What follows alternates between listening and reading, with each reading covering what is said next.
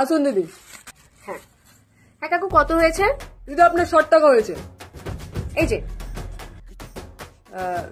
দিদি 10 টাকা খুচরো হবে? হ্যাঁ হবে।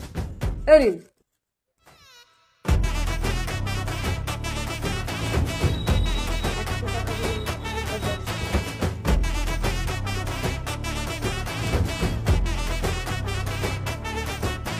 দাদা বলছি মাংস কত করে?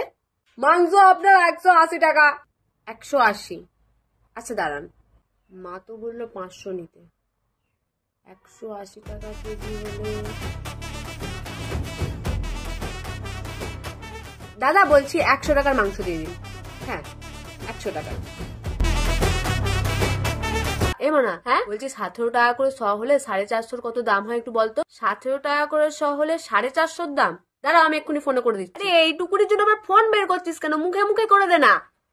ওই 76 টাকা 50 পয়সা। হ্যাঁ কতক্ষণ লাগলো আমার? কত টাকা 50 পয়সা। আরে এই দিদি, এই অঙ্কটা আমাকে একটু বুঝিয়ে দে না রে, বুঝতে পারছি না। অঙ্ক?